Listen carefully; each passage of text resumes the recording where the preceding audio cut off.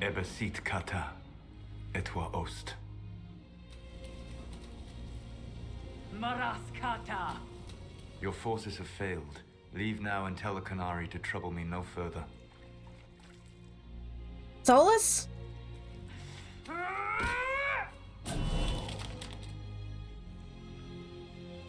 Solas.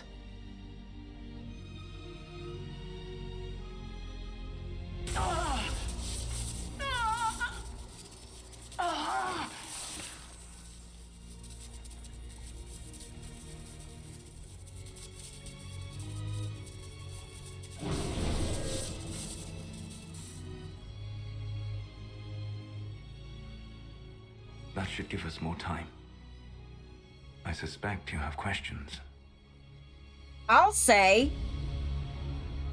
How did you do that? And what is this about you being an agent of Fen Harel? And we learned a lot about Fen Harel. I came to find you. I need you to help me. The Canary were trying to kill you. I wanted to get here first. I know. They sought an agent of Fen Harel. I am no one's agent but my own. I fear that the truth is much simpler and much worse than the Canary believe. You're Fen Harel. I was Solas first. Fen Harel came later. An insult I took as a badge of pride. The Dread Wolf inspired hope in my friends, and fear in my enemies. Not unlike Inquisitor, I suppose. You also know the burden of a title that all but replaces your name. Yeah? So you're like Mythal then? No. Mythal puts her spirit in... But you're a god. You're not a god. You fought for freedom. I mean, that's what I learned about you. The Dalish legends about the evil trickster god are wrong. I saw the truth in the crossroads. You saw another story, written in desperation to give me more credit than I ever deserved. You were a hero, Solas. I sought to set my people free from slavery to would-be gods. I broke the chains of all who wished to join me.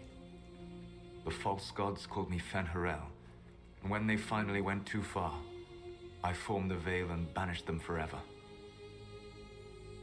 Thus I freed the Elven people, and in so doing, destroyed their world. So, wait. How did they even become gods in the first place? The Evanuris were elven mages? How did they come to be remembered as gods? Slowly. It started with a war. War breeds fear. Fear breeds a desire for simplicity. Good and evil, right and wrong, chains of command. After the war ended, generals became respected elders, then kings, finally gods. The Evanuris.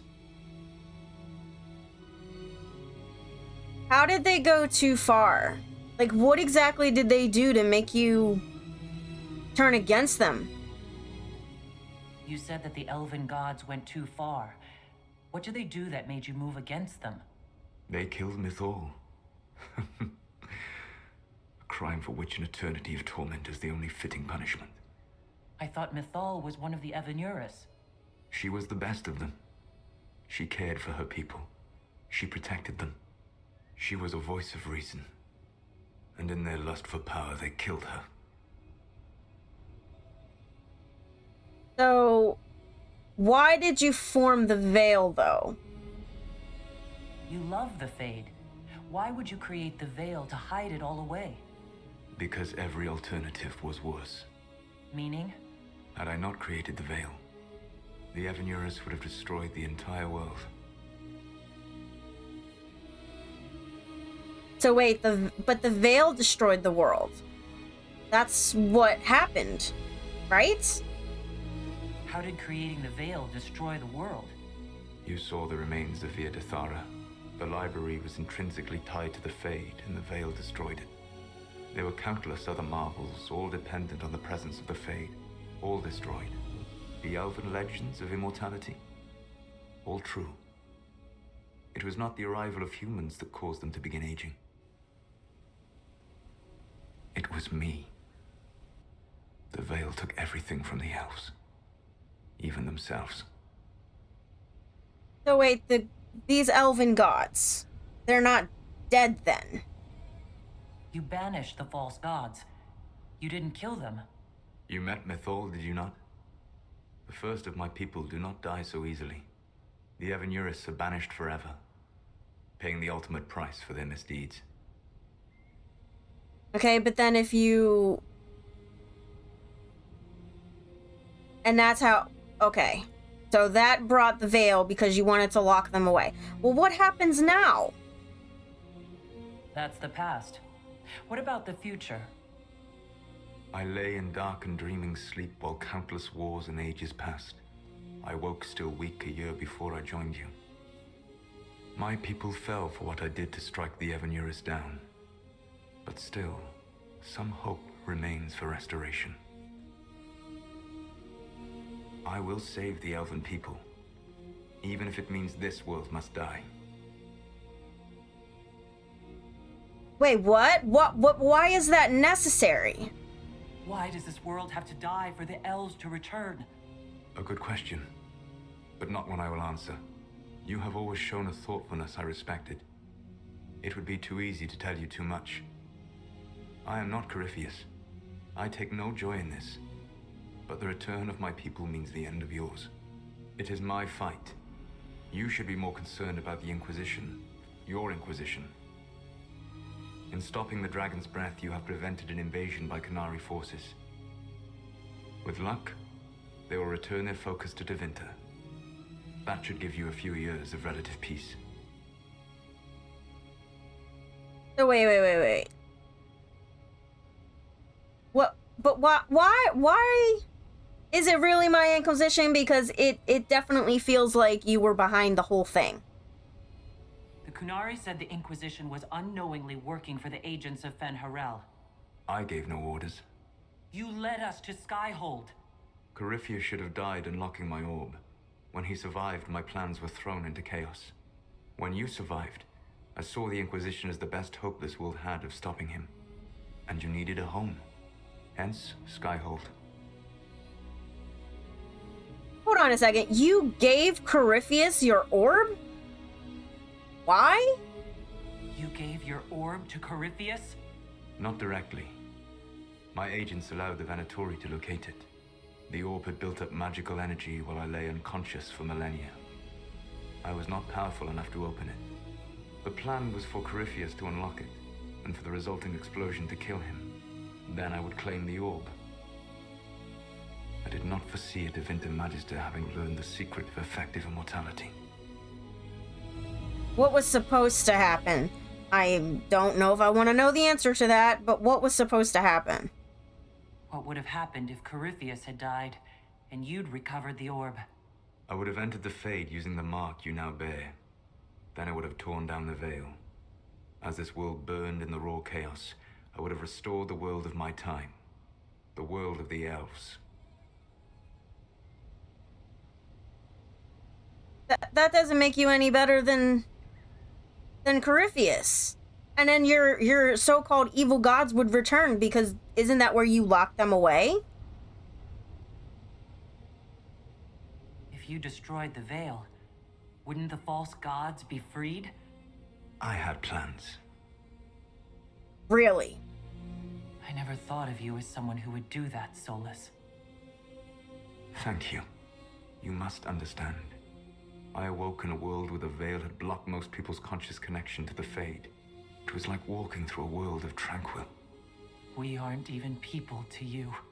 Not at first. You showed me that I was wrong. Again. That does not make what must come next any easier.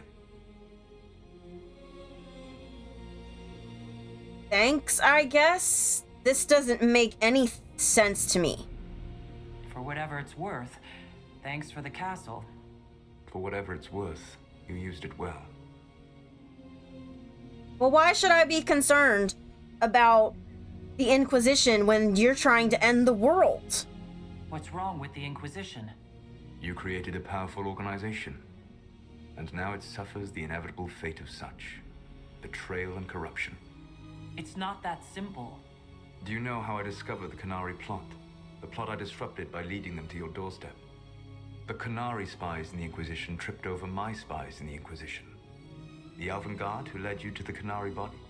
Who intercepted the servant with the Gatlock barrel? Mine. Why did you help us? Why bother disrupting the Canary plot if you're going to destroy the world regardless? You have shown me that there is value in this world, Inquisitor. I take no joy in what I must do. Until that day comes, I would see those recovering from the breach free of the Qun. Why? Because I am not a monster. If they must die, I would rather they die in comfort. In any event, it is done. I don't know. You set us both up. So you let us do your dirty work. The mistake was yours to fix, Inquisitor. Well, what about these Illuvians? So you let the Canary find them? You control the Illuvians now? Yes. You remember Briala from Halam Shiral? For a time, she controlled part of the labyrinth. One of my agents was supposed to take it from her, but he did not succeed. I had to override the magic personally. The Canary stumbled upon this section independently.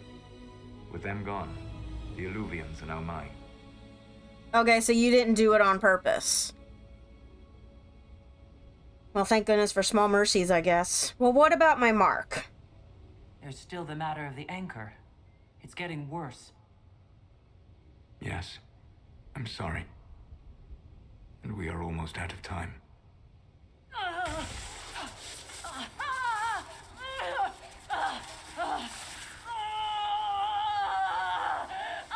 The mark will eventually kill you. Drawing you here gave me the chance to save you. At least for now.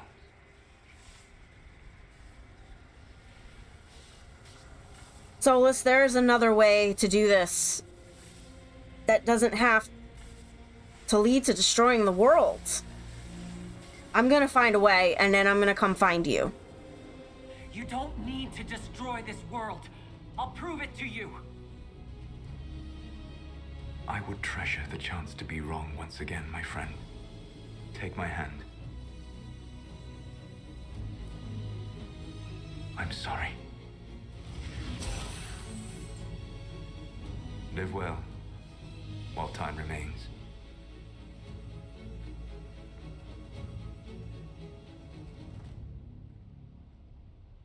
First place.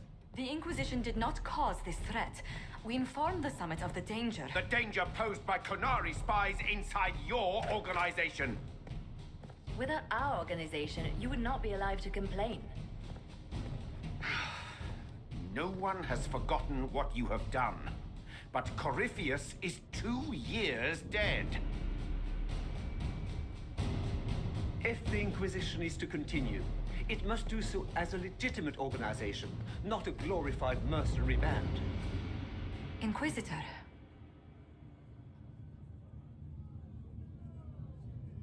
Alright, listen. Listen. There's still a lot more to do.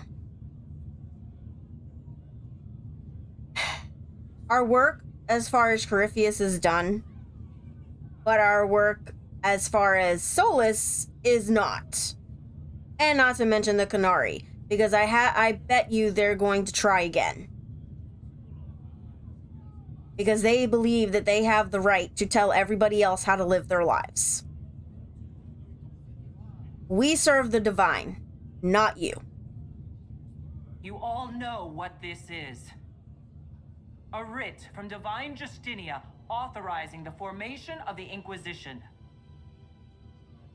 We pledge to close the breach, find those responsible, and restore order, with or without anyone's approval.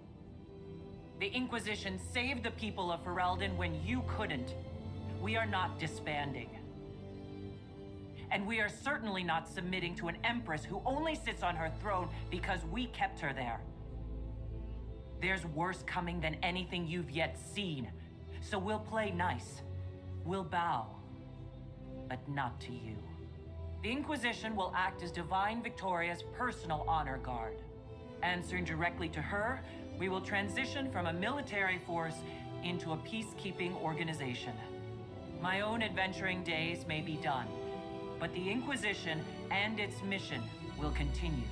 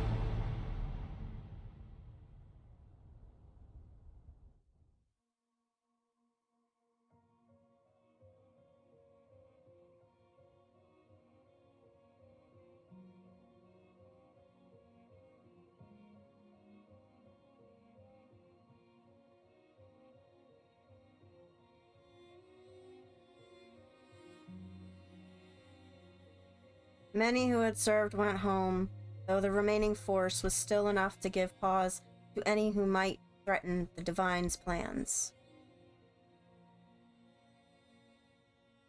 Those who served the new Inquisition were tested and checked thoroughly in the hope of ferreting out any more spies within its ranks.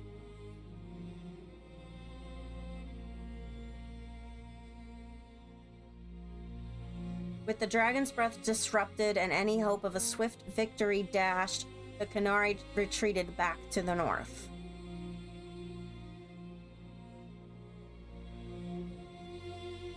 Few knew what debates were waged in Parvalan, but not long after the Exalted Council, the Qunari launched 2 new attacks against Tevinter.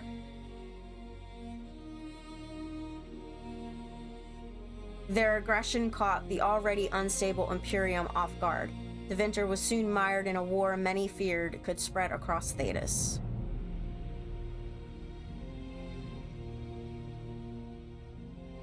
The Exalted Council remained intact, advising Divine Victoria on important matters.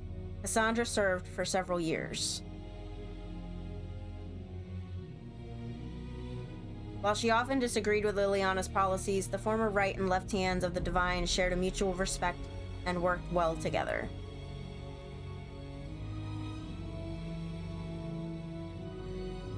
Cassandra also spent time in the Hunterhorn Mountains north of Orlais, where she worked to rebuild the Seekers.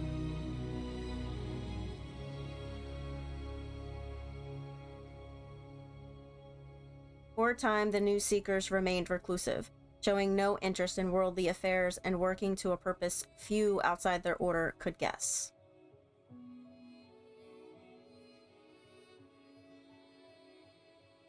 The end of the Inquisition, as it had been sent shockwaves through the College of Enchanters.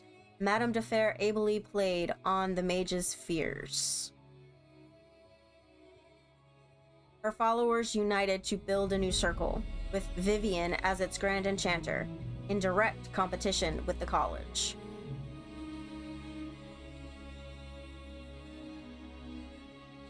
What the circle lacked in numbers, they made up for in political connections. Soon they were a force to be reckoned with.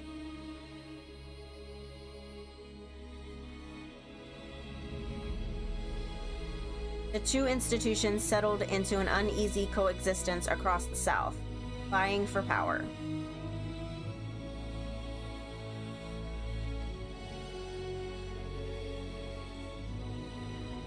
After the Exalted Council, Liliana devoted herself fully to the Sunburst throne and her dream of reshaping the Chantry.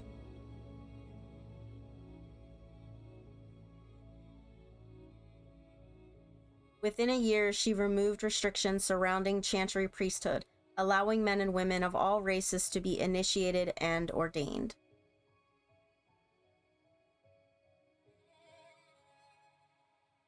This decree was followed swiftly by her decision to return the Canticle of Shartan to the canonical chant, a move that divided Andrastians deeply.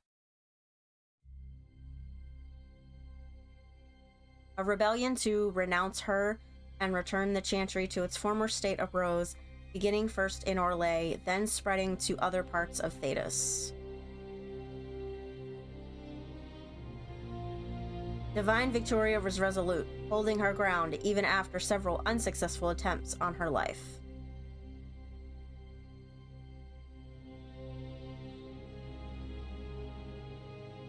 Seemingly unconcerned with the assassination attempts, she held up the hostility leveled against her as proof that she was on the right path.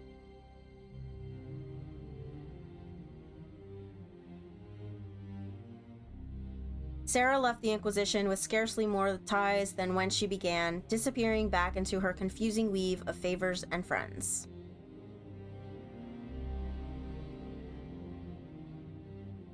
After seeing the world brought to the brink by arrogance and pride, it was a blessing to return to normal, however strange a normal it might be.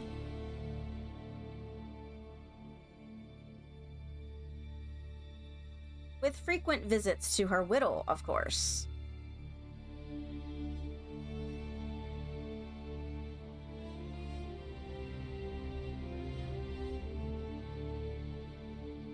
Perhaps most unnerving was Sarah's standing offer to the divine.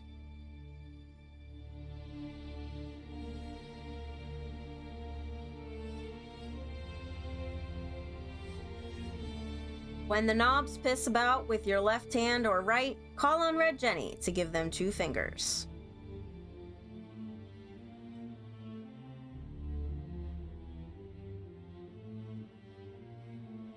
Beric took up the role of Viscount and, with the help of his friend Hawke, rebuilt Kirkwall's damaged infrastructure.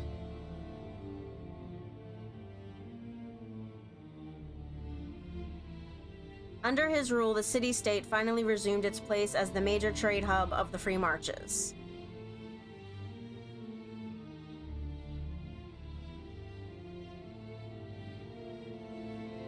He continued to ignore all mail from both the Merchants Guild and the Prince of Starkhaven.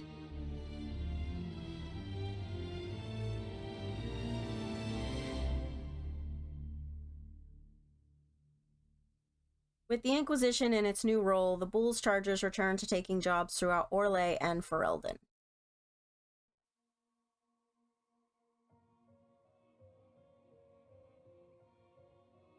Fighting demons and clearing out the remains of Venatori forces, the Iron Bull did his part to restore order to Thedas.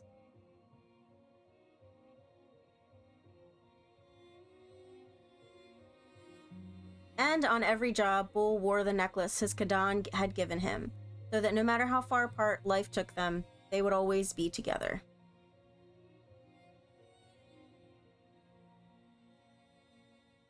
After the Inquisition transitioned to a peacekeeping role, Cullen continued to serve as commander of its forces.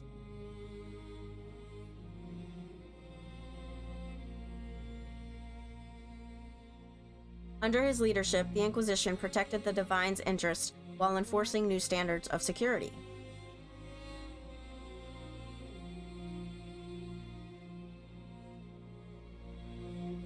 Cullen also expanded the Chantry's treatment for Templars whose minds were taken by lyrium, as well as those who wished to cease lyrium usage.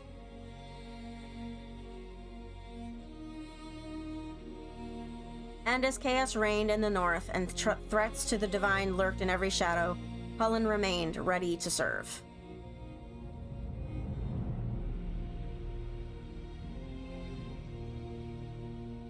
Dorian returned to Tevinter to take his father's place in the Magisterium.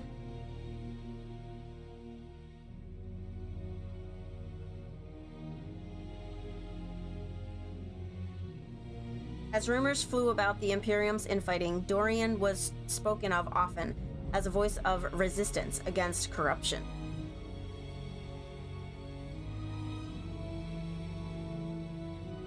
Along with Magister Maevaris Talani, he formed a group called the Lucerni to restore and redeem Tevinter, a fight many thought hopeless.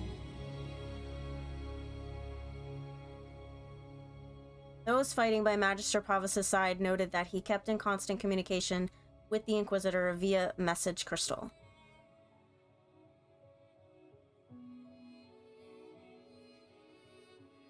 Whether for vital information or for moral support, these talks seemed to give Dorian the strength to continue his fight.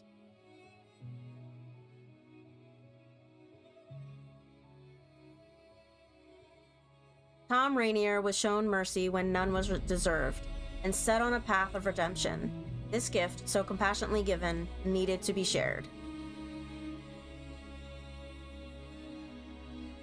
Freed from his obligations to the Inquisition, Rainier traveled Thedas, giving hope to the condemned and the forgotten.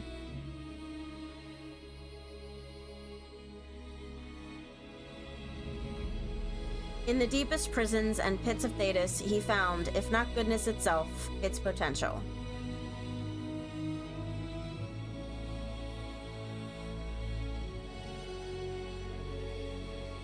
By showing faith in those who had none, Rainier lifted them up and made them into something better than they were.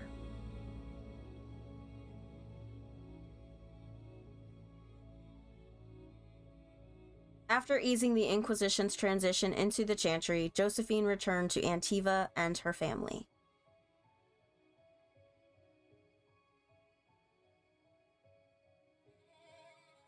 She was soon approached by an agent from the House of Repose, whose assassins had been killed by Inquisition agents on Josephine's behalf.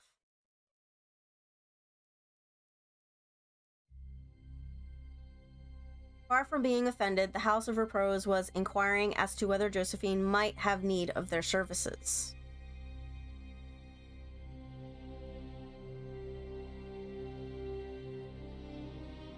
She quickly persuaded them she had no need for assassins, but instead hired them as guards for the Montilier's new trading vessels.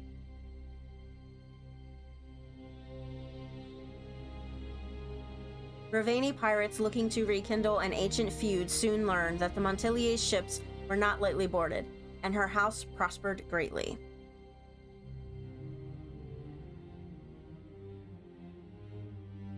Cole returned to the Fade, saying that there was more pain coming and that he knew where compassion would be most needed.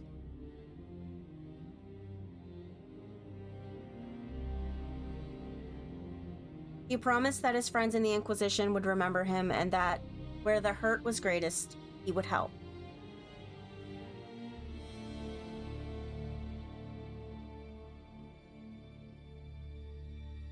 After the events at the Winter Palace, elves left the Inquisition under mysterious circumstances, as did elven servants across Thedas.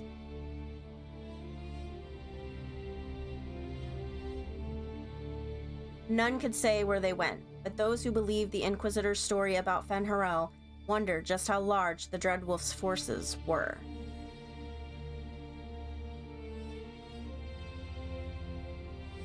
And what the ancient elven rebel had planned.